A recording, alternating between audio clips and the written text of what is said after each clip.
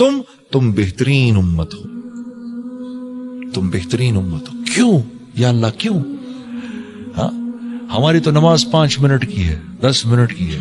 ہاں ان کے بنی اسرائیل کے عابد 100 سال تک اپنی عبادت گاہوں میں رہا کرتے تھے. 100 سال لگتے تھے. ہاں ہم تو صدقہ ایک دوسرے کو دیتے ہیں، وہ غنیمت کا مال پہاڑ پر رکھتے تھے، آگ آ کر جلاتی تھی تو قبول، نہیں تو پڑا رہتا تھا. ہاں ہم تو 24 گھنٹے کا روزہ رکھتے تھے، ہم تو فجر سے لے کر مغرب تک روزہ رکھتے ہیں، وہ بھی اللہ کی ذات پر احسان کرتے ہیں. ہاں ان کو 10% زکوٰۃ ان پر لگتی تھی، ہمیں 2.5% لگتی ہے. یہ کیا یہ کیوں بھائی؟ پھر ہم اتنی بہترین امت کیوں ہو گئے؟ اس لیے کہ جو کام اللہ نے ہمیں دیا وہ کسی اور کو نہیں دیا. کنتم خیر امہ، تم بہترین امت ہو. لہجہ ہی بدل گیا، پورا لہجہ ہی بدل گیا.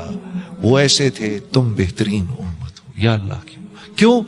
اخرجت للناس، کیونکہ ہم نے تمہیں ساری انسانیت کے نفع کے لیے ڈھاکے سے، دلی سے، کراچی سے، لاہور سے تم سب کو اٹھا کر ہم کسی کو کہیں پیرس پہنچایا، کسی کو جرمنی پہنچایا، کسی کو لندن پہنچایا، کسی کو نیو یارک پہنچایا، کسی کو افریقہ میں پہنچا دیا، کسی کو ساؤتھ امریکہ میں پہنچا دیا. کیونکہ تم کو ہم نے تمہاری اپنی ذات کے لیے نہیں بنایا. اپنی زندگی بگاڑو تاکہ دوسروں کی زندگی بنے. جو اپنی زندگی بنائے گا وہ دوسروں کی زندگی بگاڑے گا. جو اپنی زندگی میں بگاڑ لائے گا وہ دوسروں کی زندگی کو بنائے گا. جو اپنی زندگی میں بگاڑ لائے گا اللہ رب العزت اپنی قدرت سے براہ راست اس کو پالیں گے.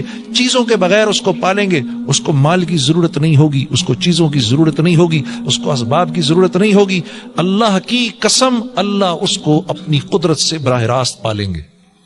اس طرح پل کے دیکھو تو زندگی کا مزہ ہے میرے دوستوں. ایسے پلنے میں زندگی کا مزہ ہے. مارا ماری میں کیا؟ یہ تو مارا ماری ہم نے تھوڑی کرنی ہے، غیروں نے کرنی ہے. یہ چیزیں انہوں نے بنانی ہے، وہ انہی چیزوں کے لیے تو پیدا کیے گئے ہیں، ہم تھوڑی پیدا کیے گئے ان چیزوں کے لیے. ہاں یہ باتیں آج ایسی عجیب لگتی ہیں، عجیب نہیں ہے. اللہ کی قسم یقین صرف کمزور ہیں. یقین کا بگاڑ ہے اور کچھ نہیں، صرف یقین کا بگاڑ ہے. یہ باتیں حق اور سچ ہیں. آپ نے نہیں سنا یہ بات؟ جیسا اللہ پاک فرمانے جیسا میرا بندہ مجھ سے گمان کرے گا میں ویسا ہی ہو جاؤں گا. نہیں سنی آپ نے یہ بات؟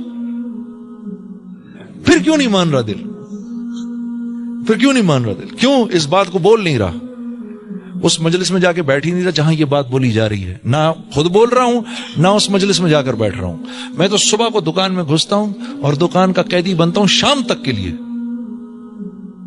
دکان کا قیدی شام تک کے لیے. وہ بت پرست تو بت کے آگے سر جھکا رہا ہے، میں ان 3 دیواروں کے آگے سر جھکا رہا ہوں. پورا ٹائم میرا اس میں لگ جاتا ہے. پھر کیوں روتے ہو یار جب دعا قبول نہیں ہوتی؟ پھر کیوں روتے ہو؟ اللہ کی ذات کا استحضار اتنی دیر تک کیسے ہو سکتا ہے دکان کے اندر؟ مجھے یہ بات سمجھ میں نہیں آتی.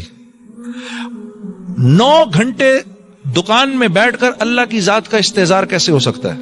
مجھے بتاؤ کیسے ہو سکتا ہے اس دور میں؟ یار ہو ہی نہیں سکتا.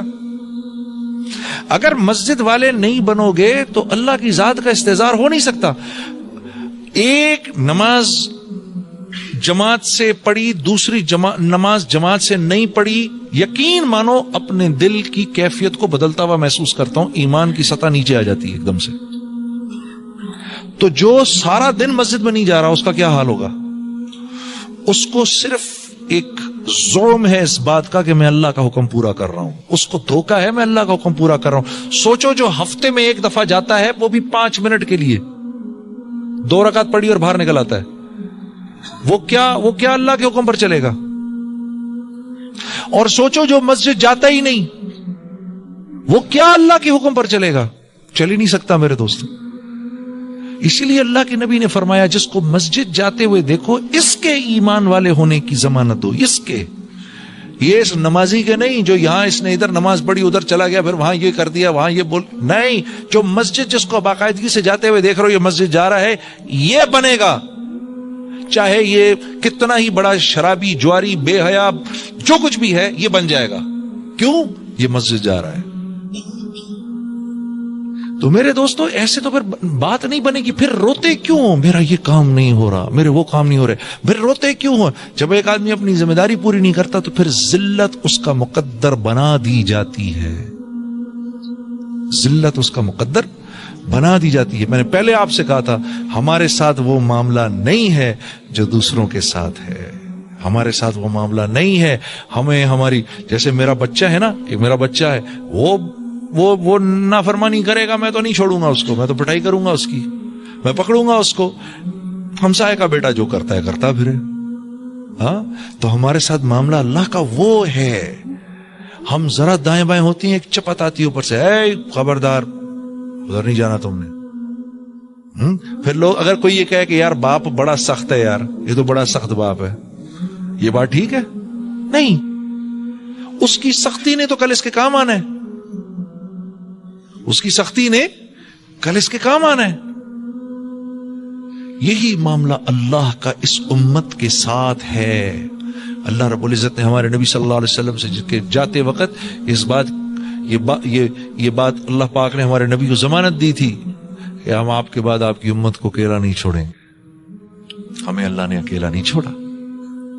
ہاں, اتنا کچھ جو ہم کرتے ہیں, یقین کرو میرے دوستو, اتنی بے حیائی پر تو قوم لوط ختم کر دی گئی تھی. اتنی بدمعاملگی کے اوپر تو قوم شعیب ختم کر دی گئی تھی. اتنے تکبر پر تو قوم عاد ختم کر دی گئی تھی. ہاں, اتنی نافرمانی پہ تو قوم سمود ختم کر دی گئی تھی.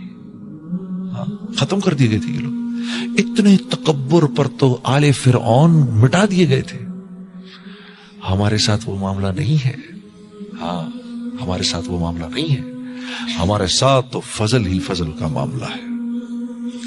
فضل ہی فضل کا معاملہ ہے. ہاں, یا عبادی الذین اسرفوا علی انفسہم لا تقنطوا من رحمت اللہ ان اللہ یغفر الذنوب جمیعا انہ هو الغفور الرحیم. اے میرے نافرمان, اے میرے وہ نافرمان جس نے اپنے گناہوں سے میرے سمندروں کو کڑوا کر دیا, جس نے اپنے گناہوں سے زمین اور آسمان کو میرے بھر دیا, تو جیسا بھی ہے میرا ہی بندہ ہے. یا عبادی, میرے بندے. ماں بھی نہیں کہتی نافرمان بیٹے کو اس طرح سے کہ میرے بیٹے کر بلاتی ہے. یا عبادی, تو کتنا ہی بڑا نافرمان کیوں نہیں, میرا ہی بندہ ہے. لا تقنطوا من رحمت اللہ, میری رحمت سے مایوس نہیں ہونا. یہ کام کبھی نہ کرنا. پھر کیوں؟ اللہ جانتے میرے علاوہ اس کا ہے کون. میری رحمت سے ان اللہ یغفر الذنوب جمیعا, میں تیرے سارے گناہ معاف کر دوں گا. انہ هو الغفور الرحیم. اس آیت کے اترنے پر وحشی کو جب پتا چلا کہ یہ آیت اتری ہے, مدینے پہنچ گئے اور رسول اللہ صلی اللہ علیہ وسلم کے دست مبارک پر اسلام قبول کر کے حضرت وحشی رضی اللہ تعالی عنہ بن گئے اس آیت کے اترنے پر. اچھا, اتنے گناہ کر کے بھی سب معاف ہو جائے گا. بندہ, ایک روایت میں آتا ہے, بندہ معافی مانگتا ہے, گناہ کرتا ہے, گناہ کرتا ہے, پھر گناہ ہوتا ہے, پھر معافی, پھر گناہ, پھر معافی, پھر گناہ, پھر معافی. پھر اللہ پاک فرماتے ہیں میرے بندے دیکھتے ہیں کہ تو معافی مانگ کے تھکتا ہے یا ہم معاف کر کے تھکتے ہیں. مزید بیانات سننے کے لیے دین سے محبت آفیشیل چینل کو سبسکرائب کریں.